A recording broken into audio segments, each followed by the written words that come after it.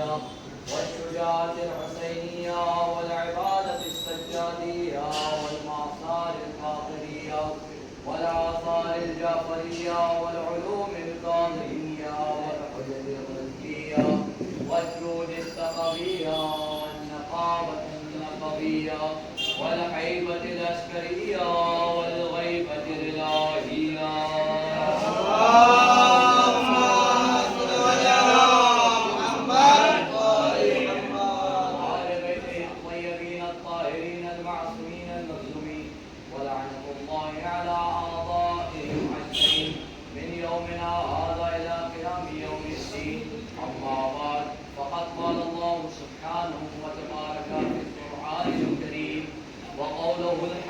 بسم الله الرحمن الرحيم رب اشرح لي صدري ويسر لي امري واحلل عقدة من لساني يفقهوا قولي.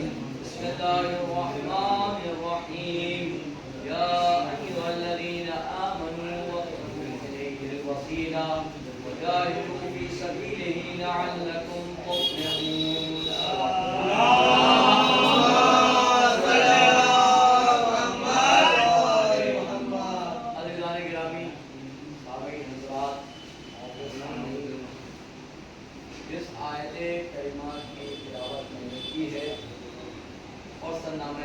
قرار دیا. سب سے پہلے اپنی گفتگو کا آغاز کرنے سے پہلے آپ کی خدمت میں چاہتا ہوں کہ سب سے پہلے جس مناسبت سے ہم یہاں جمع ہوئے ہیں کہ ہمارے 10ویں امام علی نبی علیہ السلام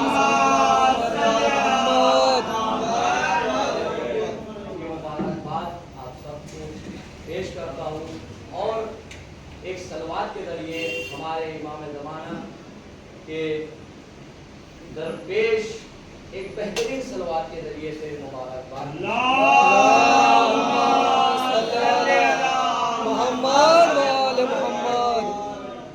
عزیزان گرامی، ہمارے جو امام 10ویں امام تھے، آپ نے ہر امام کی زندگی کو دیکھا ہوگا.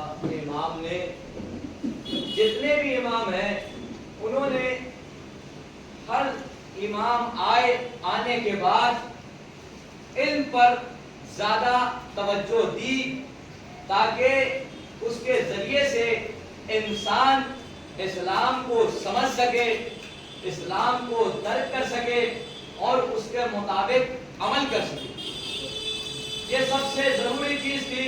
امام جتنے بھی ہمارے امام آنے کے بعد انہوں نے تبلیغ کی اور کس مشکلات کے ساتھ انہوں نے تبلیغ کی ہے یہ آپ کے سامنے پیش کر دی ہے. اور اس سے پہلے جس آیت کو میں نے سمجھا سخن قرار دیا اس میں اللہ کیا کہہ رہا ہے. دیکھیے یہاں پر صاحبان ایمان سے مراد ہے، یہاں جو بے ایمان ہے ان سے مراد نہیں ہے. اس لیے اللہ نے پہلے یا ایھا الذین آمنو کہہ کر خطاب کیا اور یہ بتانا چاہا کہ جو بے ایمان ہیں وہ پہلے ہی ہلاکت میں مبتلا تھے، اب ان کی پوری زندگی بھی ہلاکت میں مبتلا ہو جائے گی.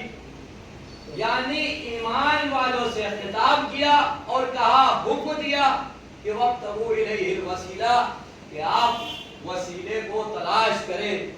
آج کل کے دور میں ہر شخص یہ اشکال کرتا ہے کہ ہمیں وسیلے کی ضرورت نہیں ہے، ہمیں وسیلے کی چاہت نہیں ہے، بلکہ ہم قرآن ہمارے لیے کافی ہے اور ہم اس کے ذریعے سے نجات پا لیں گے.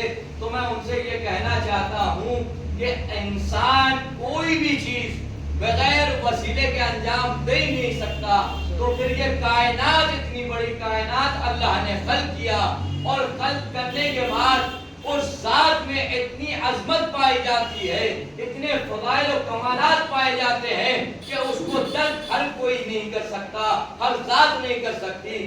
اس لیے ضروری ہے کہ جس طریقے سے کائنات میں ہر چیز کے لیے ایک وسیلے کے ضروری ہے، جیسے مثال سے وعدہ کرتا چلوں آپ کے ذہن تک پہنچ جائے تاکہ بات کہ کوئی بھی چیز اللہ نے پہل اس لیے دیا تاکہ ہم اس کے ذریعے سے چل سکے، اللہ نے آنکھ اس لیے دیا تاکہ ہم اس کے ذریعے سے دیکھ سکے، کوئی چیز کو درک کر سکے۔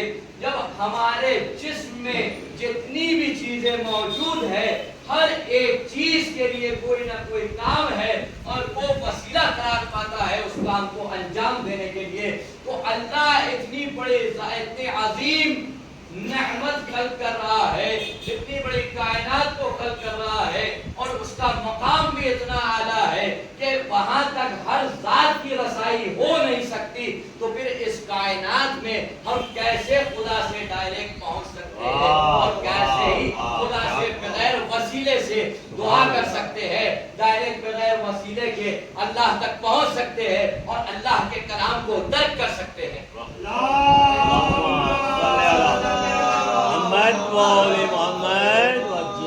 قرآن کو سمجھنے کے لیے بھی اللہ نے ایک استاد بنا کر بھیجا تاکہ اس کے ذریعے ہر ذات یہ سمجھ سکے کہ اللہ تک کیسے پہنچا جائے، اور ذات بھی ایسی ہونی چاہیے۔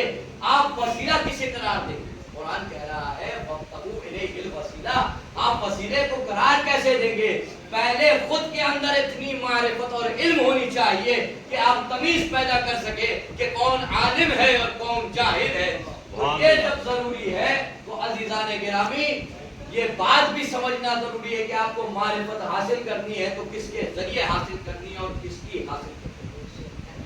تو وسیلے کے لیے ضروری ہے کہ علم و معرفت آپ کے اندر اتنی صلاحیت ہو کہ آپ تمیز پیدا کر سکے کہ علم کیا ہے، جہل کیا ہے۔ اب یہ دو چیز کو سمجھنے کے لیے تو آپ کو کہاں آنا پڑے گا، آپ کو جانا کہاں پڑے گا؟ جس طریقے سے مثال کے طور پر اگر آپ کو کوئی بیماری ہوتی ہے تو آپ انجینئر کی طرف رجوع نہیں کرتے بلکہ ایک ڈاکٹر کی طرف رجوع کرتے ہیں، ایک طبیب کی طرف رجوع کرتے ہیں۔ جب ایک طبیب کی طرف رجوع کرتے ہیں تاکہ اپنی مرض کو دور کر دے، تو اس کائنات میں پوری زندگی میں جو آپ کے امراض موجود ہے تو ذات بھی ایسی ہونی چاہیے کہ جسے ہر چیز کا علم ہو۔ اس لیے قرآن پکارتا ہوا کہہ رہا ہے من عنده ام الکتاب۔ اب یہ ام الکتاب سے مراد کون ہے؟ اب یہ ام الکتاب سے مراد وہ ذات ہے کہ جس کا رابطہ کائنات سے بھی ہے اور خدا سے بھی ہے۔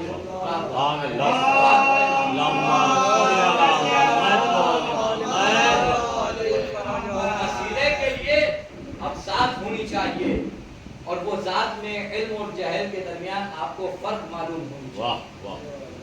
اب یہ چیز معلوم ہونی چاہیے تو آپ کیسے دیکھیں گے، کیسے سمجھیں گے کہ یہاں عالم کون ہے، عالم کون ہے؟ ایک مجتہد بھی معین کیا جاتا ہے تو کئی علماء اور عالم کے درمیان سے ایک مجتہد کرتا ہے۔ تو اللہ نے اتنے بڑے نظام کو خلق کیا اور اس کے لیے انتظام نہ کیا، یہ ہوئی سبحان اللہ، یعنی خدا کی ذات پر نقش ہے۔ اگر کوئی ذات ہے کہ اللہ نے انتظام نہیں کیا، انتظام کیا اور راستہ بھی آپ کے لیے فراہم کیا۔ تو جب فراہم کیا وہ ذات خود، جب امام سے سوال کیا گیا کہ یا رسول اللہ، اے امام، دونوں زمانے میں سوال، رسول کے بھی زمانے میں بھی سوال کیا گیا اور امام کے زمانے میں بھی سوال کیا گیا۔ رسول اللہ سے سوال کیا گیا یا رسول اللہ آپ یہ بتائیے، آپ ہی عالم ہیں، آپ ہی اس امت کے رہنما ہیں، آپ ہی قائد ہیں، ارے آپ کے بعد کون ہوگا؟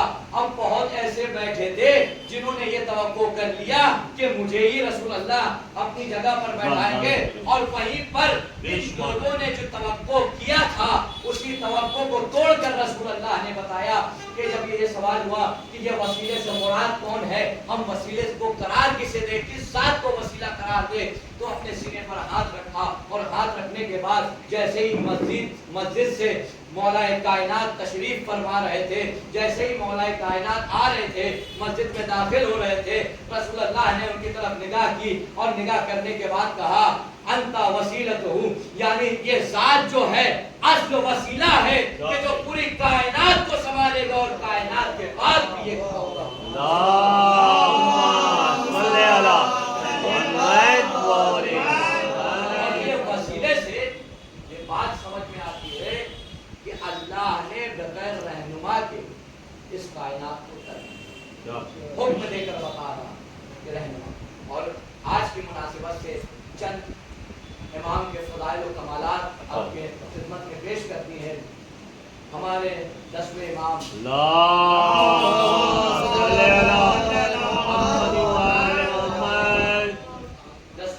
کی والدہ گرامی کا نام کیا تھا؟ سمانہ تھا۔ اور ان کے کمالات کے لیے خود 90 امام دلیل ہے۔ کیا دلیل؟ اللہ نے بھی عجب نظام رکھا،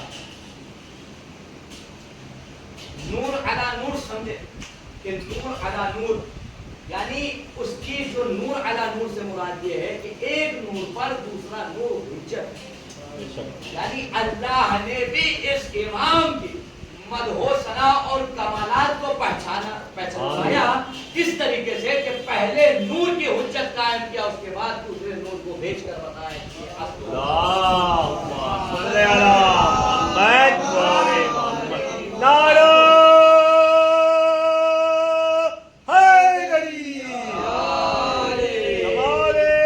محمد کمال علی آواز بلند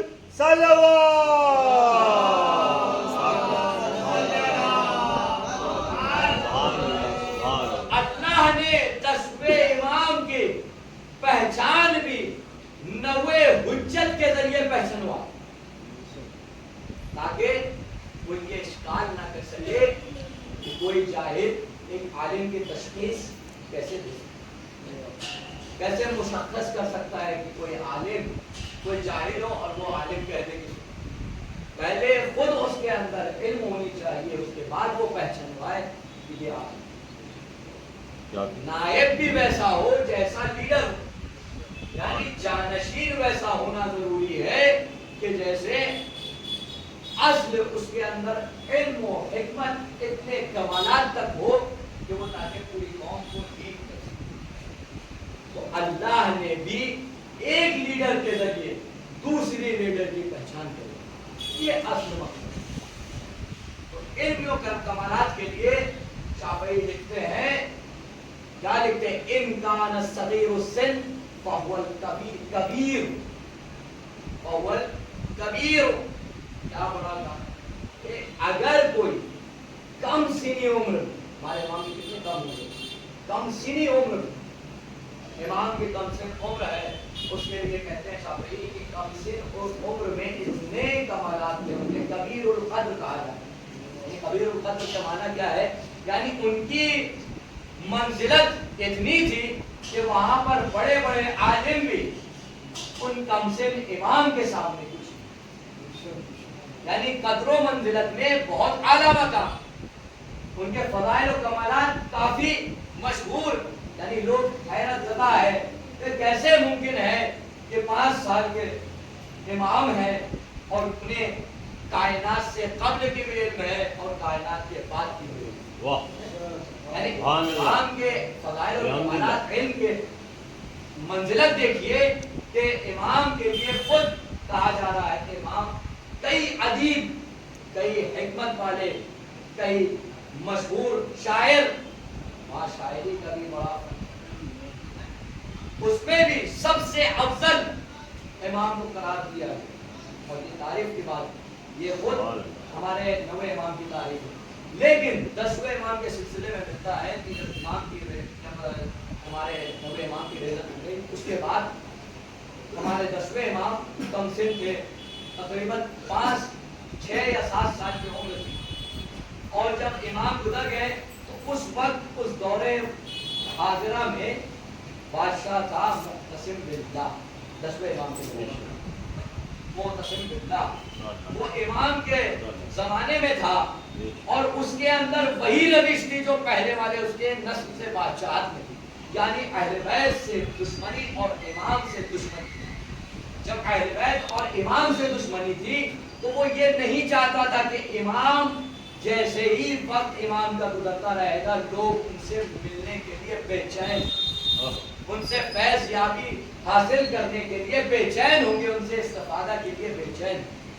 اب یہ کیا کرے؟ معتصم باللہ نے یہ کام کیا کہ امام گزر چکے جب ہمارے 90 امام، تو اس کے بعد یہ بادشاہ نے وقت تھا تو اس بادشاہ نے کیا کیا کہ ایک شخص کو معین کیا کہ جو عالم ہو اور اہل بیت اور امام کا دشمن ہو. اب امام کا کیا کردار دیکھیے گا کہ امام کے لیے کس شخص کو معین کیا. ایسے شخص کو معین کیا کہ جو امام کا دشمن ہو اور امام سے ایک دم اصلاً بولے نا کہ اپنی زبان میں کہہ دے یہ کٹھر دشمن, اس طریقے کا دشمن امام کے لیے معین کیا. وہ عالم ہونا چاہیے. اس لیے معین کیا تاکہ عالم ہو اور دشمن بھی ہو تو وہ اپنے روش کے مطابق امام کی تربیت کرے. اسے معلوم نہیں کہ امام وہ ہوتا ہے کہ جو ہر چیز کا علم رکھتا ہے, ہر چیز پر قادر ہے. وہ اس بات سے ناواقف تھا. اب امام نے جب امام کے لیے اس شخص کو معین کیا گیا, وہ معین کون تھا؟ عراق کا تھا, عبداللہ ابن جنید. اس کو معین کیا گیا تو یہ آیا امام کی خدمت میں آنے کے بعد امام نے اس کے پاس اس بادشاہ نے وقت نے امام کو دے دی.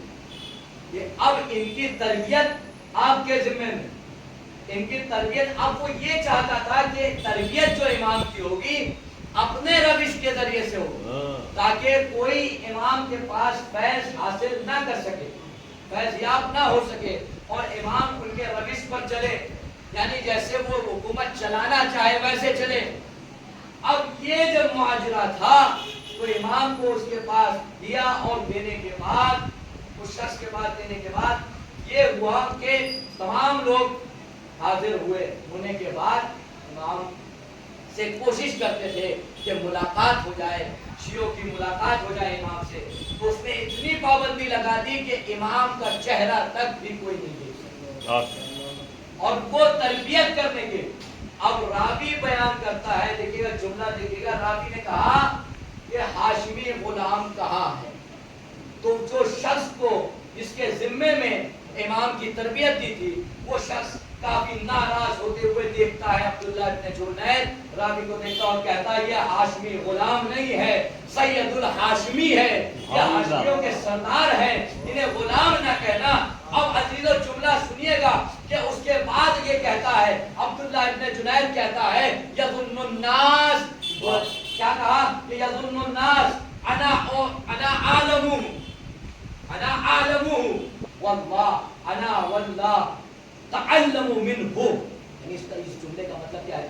لوگ یہ گمان کرتے ہیں کہ ہم امام کو تعلیم دے رہے ہیں, میں امام کو سکھا رہا ہوں, بلکہ خدا کی قسم ایسا نہیں ہے, بلکہ خدا ہر اس چیز سے واقف کراتے ہیں, بلکہ خود امام مجھے تعلیم دے رہے ہیں.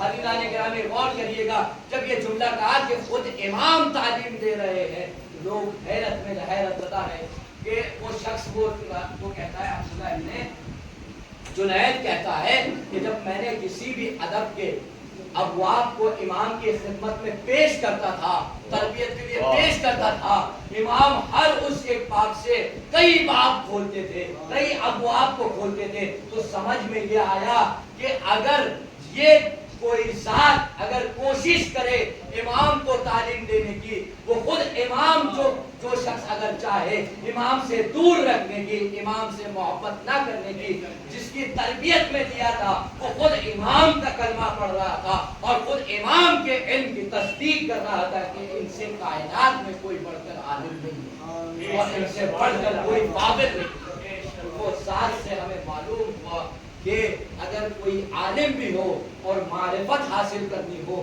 تو واحد در ہے اور ایک ہی در وہ ہمارے امام ہے. اور امام کے بارے میں ملتا ہے کہ امام اپنی کمسنی میں وہ افاضلوں سے افضل تھے کہ جو ان کے گھٹنے ٹیک دیتے تھے کہ امام سے جب سوال کیا جاتا تھا امام کئی شاخوں میں جواب دیتے تھے.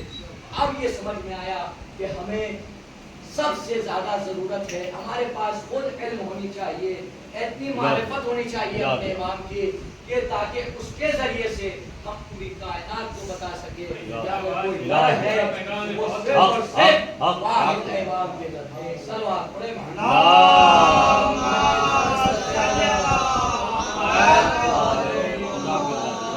اور میں نے یہ تاکید کی امام کے علم سے آپ لوگوں کو کیوں آشنائی کروائی. علت یہ ہے ان کے ذریعے سے, اس لیے کیونکہ علم کے ذریعے سے معرفت حاصل اور معرفت کے ذریعے سے عمل میں تبدیلی آتی. تو یعنی ایک دوسرے کی کڑی، اصل کڑی جو ہے علم ہے، اور علم ہر انسان پر ضروری ہے حاصل کرنا. اور ہمارے امام کے کمالات اس طریقے سے ہیں کہ انہوں نے علم کے ذریعے سے اپنے اخلاق میں اشرف المخلوقات قرار پائی. آپ اشرف المخلوقات سے انسان کو سنتے ہیں، اصل شرف انسان کو ملا امام کی ذات کی بنا. کوئی ذات نہ ہوتی امام کی ذات نہ ہوتی تو انسان کی کوئی وقت اور حیثیت. امام ایک ذریعہ بنے انسان کو شرف دلانے کے لیے. آج ہم جس در سے وابستہ ہے، بس ہمیں ضروری یہ ہے کہ امام کے در سے جڑے رہیں اور ان سے معرفت اور علم حاصل کریں. یہ عبادت کرنا کمال نہیں ہے، عبادت اور بھی کرتے ہیں لیکن معرفت کے ساتھ عبادت کرتے ہیں. عزیزوں، علم اور معرفت، جب علم ہوگی تب معرفت. یہ دونوں چیزیں ایک دوسرے کو چھوڑا ہے. یہ کمال امام نے بیان کیوں کیا؟ امام کہہ سکتے تھے اس شخص سے کہ میں بہت بڑا عالم، وہ یہ دعویٰ کر سکتے تھے، لیکن دعویٰ کرنا یہ غیروں کا کام ہے اور کمالات دکھانا یہ امام کا کام ہے. امام نے کمال دکھا کر لوگوں کو بتایا کہ ہم دعویٰ صرف نہیں کرتے جس طریقے سے لوگوں نے دعویٰ کیا. آج کی شب بہت ہی خاص تھی اور خاص ہے، ابتدا ہے کہ آپ کو زیادہ سے زیادہ خوشی اور زیادہ سے زیادہ کوشش کرنی چاہیے کہ ہم اہل بیت کی زندگی پر عمل کریں. اسی چیزوں کے ساتھ آئیے ہم اپنے خدا کی بارگاہ میں دعا کرتے ہیں کہ بار الہ تجھے واسطہ ہے محمد آل محمد کا کہ ہمیں زیادہ سے زیادہ اہل بیت کے در سے علم حاصل کریں. بار الہ تجھے واسطہ ہے محمد آل محمد کا کہ آج ہمارے امام کے صدقے میں سب کی دلی حاجات کو پوری بار الہ تجھے واسطہ ہے محمد آل محمد کا کہ ہمیں زیادہ سے زیادہ باعمل بننے کی توفیق بار الہ تجھے واسطہ ہے محمد آل محمد کا کہ جہاں جہاں بھی شیعہ حیدر کرار موجود ہے ان کی جان، مال، عزت و آبرو کی حفاظت فرمائے. بار الہ تجھے واسطہ ہے محمد آل محمد کا کہ ہمیں زیادہ سے زیادہ دوسروں کے مددگار بننے کی توفیق. بار الہ تجھے واسطہ ہے محمد آل محمد کا ہماری سب سے بہترین اور کامل دعا یہ ہے کہ ہمارے امام کے ظہور میں تعلیم غلام و انصار